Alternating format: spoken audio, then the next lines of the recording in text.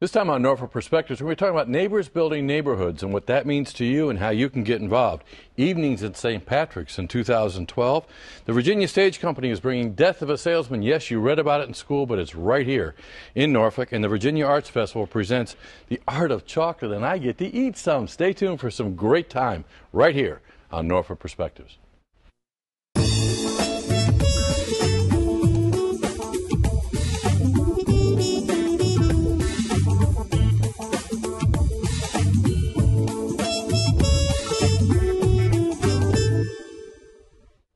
Welcome to Norfolk Perspectives. I'm Bob Batcher, and yes, neighbors building neighborhoods, you are a vital part of that. And I got Christine Helgeson. I got you down here as a public information specialist too. You're the voice of neighbors building neighborhoods. Did you know you were a two? I did know I was a two. But I bring that up because we're going to be talking about a very subtle but significant change in the way the city works. That's because right. quite often we do go by these bureaucratic names. That's right.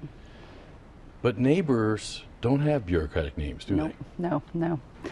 Neighbors building neighborhoods is really a philosophy, and it's a new way of looking at neighborhood development and revitalization. And it's looking at it through a positive lens. I think all too often, we have this need to focus in on what is not working, and then we rush in as a city to try to fix it. And what we're finding is that that's not necessarily the best way to go about it, is that it really, I know, What? it's shocking, but it really is about involving the neighbors to the point where it is really a resident-led process in developing their neighborhoods. Okay, so it's a big city. Mm-hmm. Where do you start making those kind of changes? Well, everyone can at any level. There's multiple. Really, you can start with yourself. I mean, that is the idea, is that by you creating your own standard for yourself of how you want to present your home, and that whole philosophy will build upon itself. One of the key things with neighbors building neighborhoods is that neighbors work together to identify the best things in their neighborhood, their assets, and you build upon those, and then you even promote them. So you want to end up promoting your neighborhood as a vibrant place, a place where people want to live, choose to live. Okay, so because I want to kind of roll the camera back a little bit, Mm-hmm. because we've had situations where neighborhoods have come in and said, we're in disrepair, can you come in and fix us? And we need new streets, we need new this, and we need new that. Mm-hmm.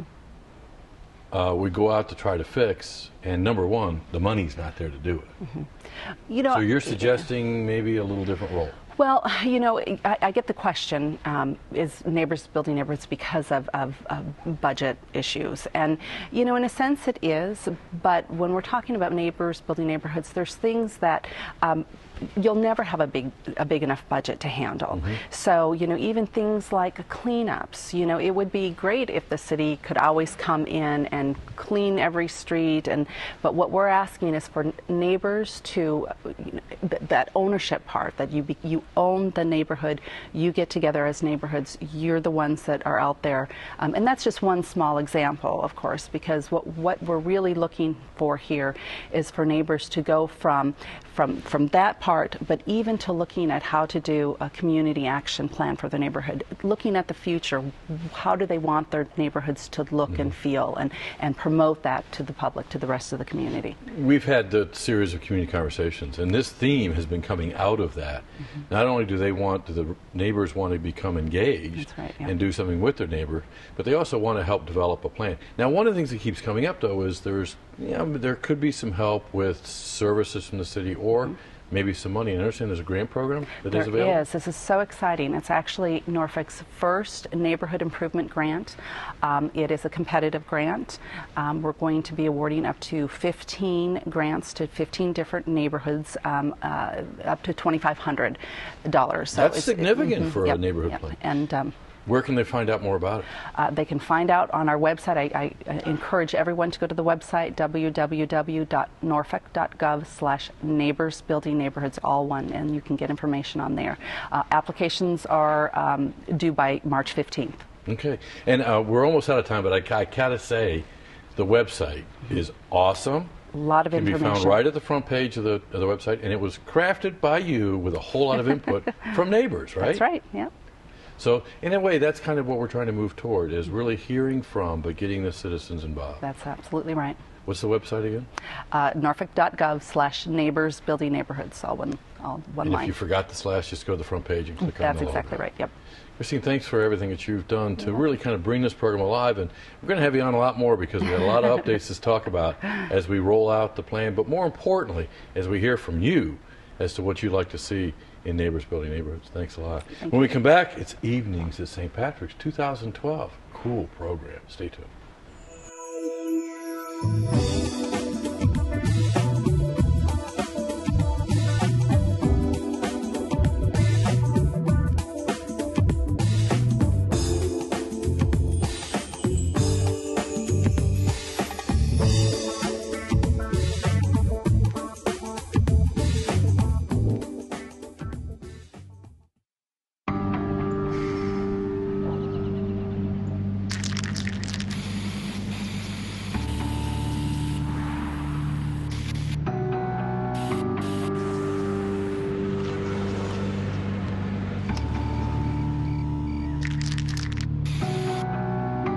Turning a 20-foot wall into a canvas takes vision. So will getting into college. I've got what it takes. So do you. Welcome back to Norfolk Perspective. I got to tell you, I am totally messed up for this segment because I got Greg Balcom, who's the executive director of the zoo, and you didn't bring any animals. No, not this time. But you are involved with the St. Patrick's Evening. That's right. As a community organization, we teach a course there. So Sherry Searing, you were with the Evenings at St. Patrick's. Tell me about the evening.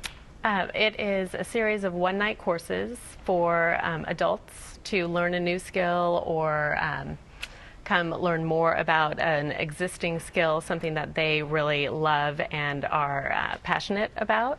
History, cooking, wine, you name it, we've got it. Oh, wait a minute. Okay, so I don't put cooking and wine and with academics. It's not part of the 3 R's, is it? It is for Evenings at St. Patrick. It's geared for adults.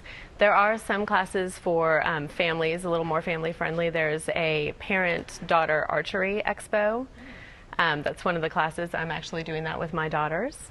You're going to take your daughter out there with a bow and arrow. I am. And we'll see what happens. We have experts who will, I'm sure, teach me how to do this the right way. Did you know that there were weapons involved with teaching? In some of them. I've taken about 10 classes in the past 2 years, and in those classes I've met people that live all the way from Williamsburg to the beach to Chesapeake. So it's really evolved into something. It's its 7th year this year.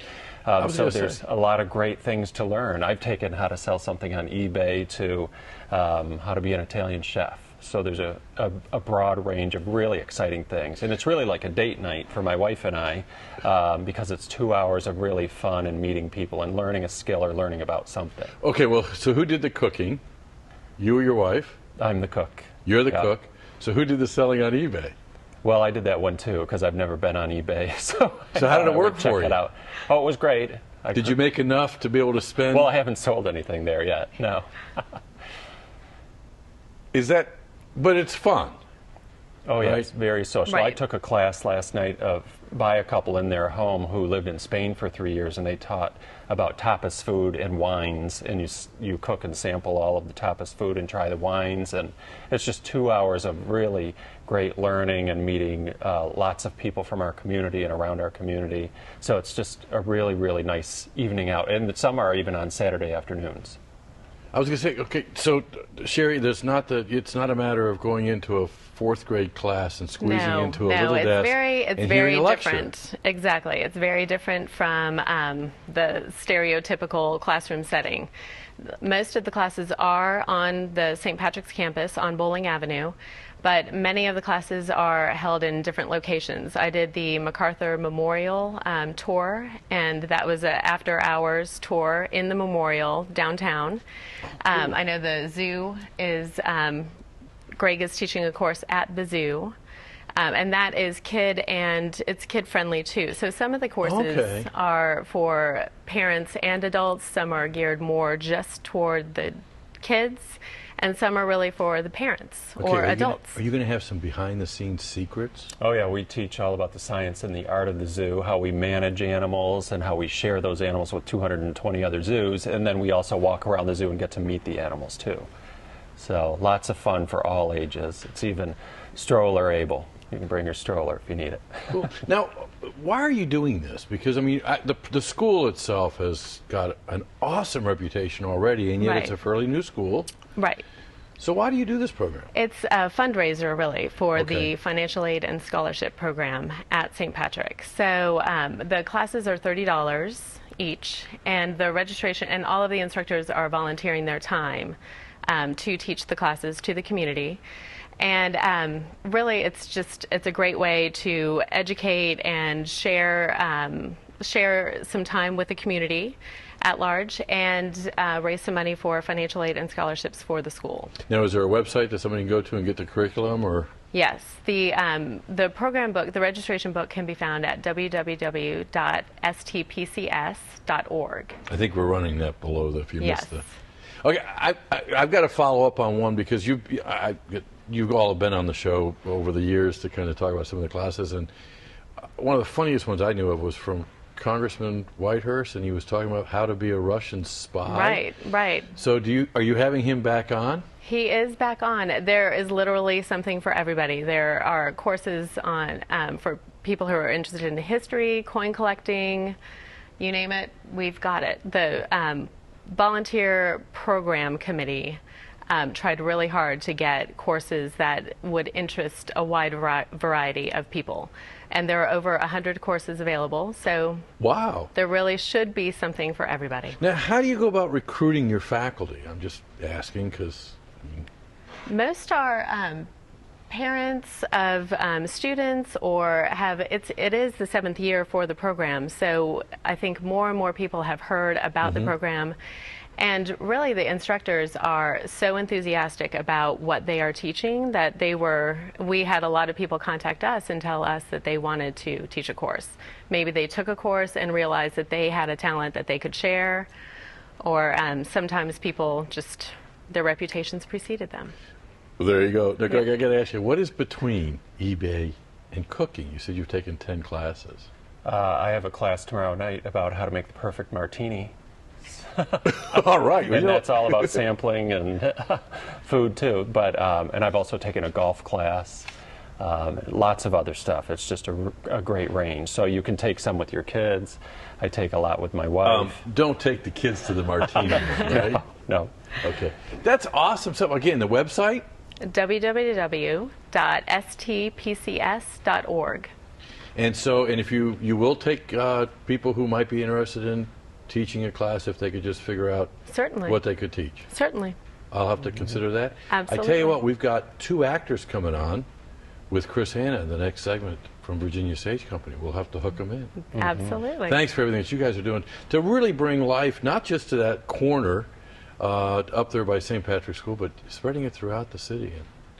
And I want to see you with a pigeon. Okay? Show them how to handle that bird. Thanks a lot for everything that you're doing. When we come back, it's Death of a Salesman.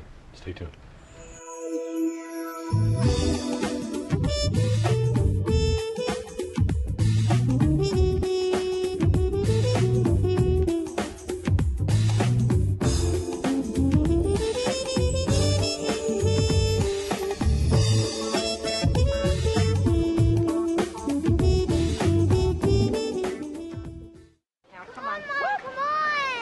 I know, 2 seconds. Hang on, just stand still. Stand still. One second. I know. Just I know. Okay, go, go, go.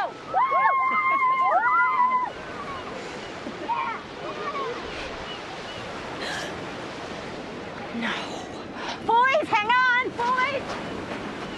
You don't have to be perfect to be a perfect parent. There are thousands of children in foster care who will take you just as you are.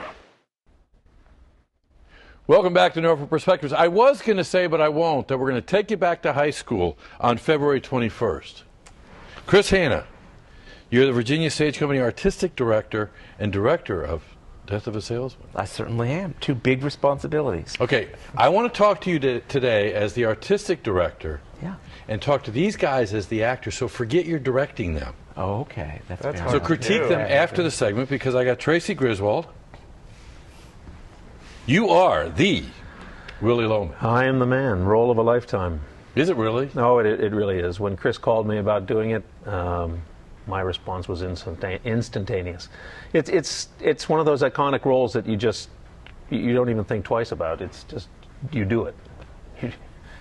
But you're going to have to dig deep in your soul and be a different person. Right? Yes, I was saying yesterday in rehearsal, it's going to be, I literally have to kind of go on a journey of madness every night to play it, which is, which will be an adventure, but it's well worth it because it's just such a beautiful role, and it's such a beautiful comment on humanity. Now, since we're just beginning this segment, are you getting into the role of madness, or should we move this conversation along? No. I'm hoping that I can keep the two worlds separate. I've actually been cramming the lines into my head for the last 2.5 months before I even came down here. I started in mid-October, trying to put all the lines in my head, because I think in our script there are 88 or 89 pages. There's just because it's printed on larger page, and I think I'm on stage for about 80 of those 89 pages. Wow! And I'm speaking in probably 78 of those 80. And when pages. you're not speaking, you have this young whippersnapper son. I do. I have this young son he likes to talk about how he has all these lines and all these pages, but really, it's my play. Because he has to listen to all of it. So we better say his name so the world will know. Yeah, absolutely. Jed Orleman, right?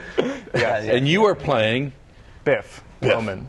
I gotta come on. Did you ever think you'd be going for a role called Biff? Let's talk about Biff. It's a nickname, that's an interesting question that came up in rehearsal that I had never thought about. My brother, who's Hap in the show, Happy, we started talking one day and said, "What are these guys' real names?" It was your mom's fault, I think. Right? Yeah, nicknames, which were was big at that time to call your son by a nickname, and he's very much a character that is into those sorts of handles, Right. This is because you named him before you became conflicted. Absolutely. I mean, we have not talked. We actually determined that probably he is William. In real life, he's probably Junior. Mm-hmm. But yes, I think Biff was probably something we gave to him at the age of 2 or 3. As soon as, perhaps even earlier.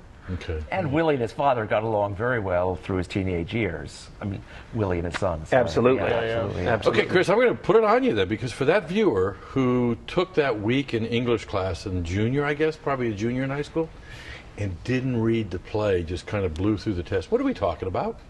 The Death of a Salesman is Yeah. it is literally the story of a man who comes to his later in life, after having lived his entire life as a salesman, and gets washed up by society and gets into strong conflict with his son, who was never who he wanted him to be. So it really is a father-son.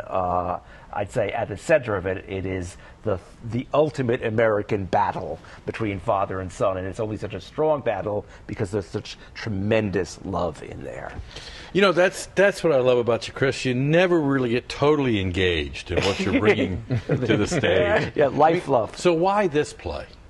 This play, well, it's interesting because I knew the play very well growing up as looking at it through the son's point of view. And now that I am a father, I'm now father of an 18-year-old young man, and I'm realizing... Biff has moved into your house. Biff has moved into my house. And that, we talk about two different people, father and son, but really for any man, I think that is a central conflict always between the father and the son in each of us, regardless of whether we have kids, whether, etc. And the wife, Linda, the wife mother, her tear between the two, I think is absolutely, it's universal. So this is the kind of play that anybody can get engrossed in. And it's amazing to me that this play has had such a successful track record. I think that it has been done successfully on Broadway more than any play that I can think of in any of our lifetimes, with different casts, with different approaches. And it is just so accessible, and it is such a masterwork that just watching it it feels both simple and monumental at the same time. Okay. Now you mentioned Cass. Yeah. And by the way, for Keith's purposes, we will be selling tickets before the end of the segment. Okay. But you mentioned Cass. Yeah. There have been some awesome Willies. Yes. Right? Yes. None as good as Tracy None Griswold. as good Well, I as was going to Tracy. say, how did you happen to pick these two? Well, I had worked with both Tracy and Jed before, so that was my trick here. And in doing Death of a Salesman, I knew that I wasn't just going to. I didn't want to risk, frankly. This sounds terrible, but with these kinds of roles, I didn't want to risk working with actors who I hadn't worked with before. Okay. Now you've also kind of tweaked this play a little bit and did Yeah. a Chris Hanna on it, right? Well, Chris Hanna, I've changed it some. I've changed the text very little. I've made some cuts, so it's a shorter play. Usually it runs about 3 hours. This is more like 2 hours. But more importantly, I've changed the central time to 1960 instead of 1947 when it was originally taking place. So it's a world about salesmen and ads, and I've moved it up to the Mad Men era. There you go. Now, I promise we're going to sell tickets, so there's Yeah. a website that people can go to find out more about ticket sales? Absolutely, Virginia Stage Company's website. Okay, and we have about 10 seconds left. Why would you want to work with this guy?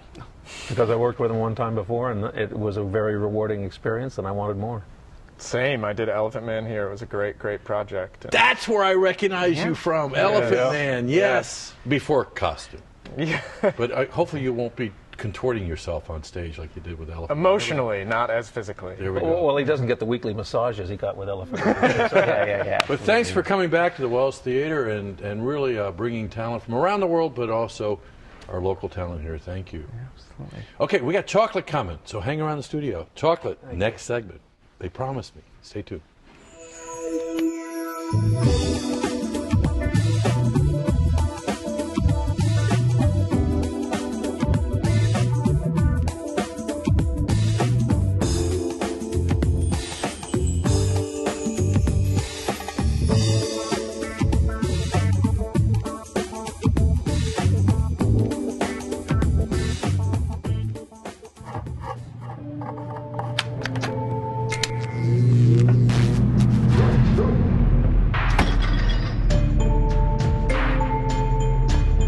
Traditional light bulbs actually generate 9 times more heat than light. Switch to Energy Star light bulbs, and you'll realize just how much cash you are really burning through. Saving energy saves you money. Learn more at EnergySavers.gov. Oh, I'm just totally intrigued by this because the Arts Festival's coming. Yes, and it Cynthia is. Carter-West is here to talk all about it. I am. So I see we have trumpets, we have violins, we have singers. And But we what have is it? chocolate. Yeah. Okay, is that for the show? Did you bring that in just for Norfolk No, Perspective? we brought this in to announce that the Virginia Arts Festival is presenting our first Art of Chocolate Virginia Chocolate Festival. Okay, so you're going to have to help me here because Okay. this is how many years for the Arts Festival? Our 16th year. It's very predictable. We know exactly what's going to happen. Well, you never know exactly what's going Well, to it happen. starts with a tattoo. No, it starts with Renee Fleming on April 16th. Renee Fleming. Renee Fleming in one of her few recitals in the United States this year. Wow, that's why she's on the then cover. we move on to the tattoo. And then we have Al Pacino. So when's Chocolate? American Ballet Theater. Chocolate is its whole event in March. So we're doing this Oh, wait a minute. March is before early. March tattoo. is before tattoo. It's before the festival. It's a new event for the Virginia Arts Festival. Okay, Terry Reston, you are the partner that makes this stuff come alive. That's right. I'm one of the owners of the Royal Chocolate, and we make our chocolates at our shop at Town Center in Virginia Beach, and we are going to be part of this chocolate festival, and we're very excited about it. I got to ask you, so they say, we're thinking about having this chocolate festival. What are you going to do? What'd you think? Well, if it's got chocolate in it, we're there. You're So, there. Yeah, we. Okay. So what's this got to do with the Arts Festival? Well, Come on, it's the it's a art. stretch. No, it's not. Okay. It's another art form. It's the art of making wonderful chocolate. The history of making chocolate, where chocolate plants come from. It's another great art form. So this is Food and the arts go very well So together. this is to educate and inform us? It's to educate you, inform you, make you happy, feed you. The event is the 24th of March at Scope Exhibit Hall. You buy one ticket, you come in, we will have about 30 vendors. They're all sampling chocolate. You can walk around and taste whatever you like, and then you can purchase the chocolate. The Culinary Institute of Virginia will be there with a demonstration. Royal Chocolate will be doing a demonstration on the history of chocolate. The young chefs are doing a children's area. And we have the Colonial Williamsburg Foundation coming down and talking about how colonial chocolate was made and used. So it's everything you can possibly think about chocolate. And actually the entire festival is from March 22nd through the 25th, and we have so many of our restaurants in Norfolk who are participating in special chocolate dinners. We're having a bartender's challenge, we're having a beer tasting, so it is going to be a fabulous new event. A beer tasting with chocolate? Yes, with chocolate. Terry, does chocolate go with beer? Absolutely. Absolutely. Okay, I got to ask you, what does chocolate not go with? Speechless. I know it. I know it. Can't think of anything. That's awesome. Now, I got to bring attention to this because Please do. I was enthralled with this because I've never seen this brochure. Wow. I know him. Yes, you do. But what instrument does he? Al Pacino. What instrument does he play? Al Pacino plays his voice. And whatever else. And whatever else he wants to do. It's an evening with Al Pacino. He's going to show, we'll see clips from his films. He'll talk about why they were important, what they meant to his career. He'll show some scenes from movies he's directed. And then he'll do a short scene from one of his Broadway shows. So just kind of a one-man? It's a one-man show. Because this brochure you did just for Norfolk Perspectives? This brochure is in the mail and will be hitting homes tomorrow, and our single tickets for all of these events, including the New Chocolate Festival, go on sale Friday morning. That's so cool. Now, how many February weeks? 3rd. Okay, so how many February weeks 3rd. is the festival this year? 6 weeks. Wow. Plus chocolate festival. In how many cities? In 7 cities. Plus the chocolate. Plus the chocolate. You got, I remember a couple of years ago when you guys kind of came up with this idea. Yes. This is an idea Rob Cross has had for a while. Yeah. We finally said, you know what, we're going to do it. So how much chocolate have you consumed getting ready for this festival? Well, I've been to two other chocolate festivals to do a little, searching and lots of research, and we're going to another one this Saturday, so a lot. Okay, now, after Christmas I decided to give up on chocolate, but chocolate is good for you, right, Terry? That's right. So for medicinal purposes, we probably should end this segment because the entire crew is trying to come toward the set to get these. What do we have here? We need to sell some chocolate real quick, right? These are our chocolate-covered strawberries, which they're good for you. Fruit. It's fruit, and you put the dark chocolate on there, and you get all the antioxidants and all the health benefits. So flavonoids, all the things that make you happy, and they're good for your heart. And there's an apple over here, so you got chocolate-covered apple. Chocolate-covered apple. That's healthy. So popcorn's good for you. Yep. You know what? You're sold, right? I think we're going to say bye to the audience. What do you think? Okay, so the Chocolate Festival? March 22nd through 25th, but the main event is on Saturday, March 24th from 10 to 5 at Scope Exhibit Hall. And you better get those tickets right now because they're going fast. Tickets are on sale. Because you know what? The chocolate's going to go fast, too. Chocolate's going to go fast. You can't take any of this back, can you? No, I don't think so. Okay. I tell you, we'd love to hear from you. Give us a holler. Let us know what you're celebrating in 2012. Come to the Chocolate Festival and Death of a Salesman and all kinds of good stuff going on in Norfolk. Give us a holler at 664-6510. And as usual, it's a wonderful time to be in Norfolk just because of you. Okay, guys, come on over. Let's get some chocolate.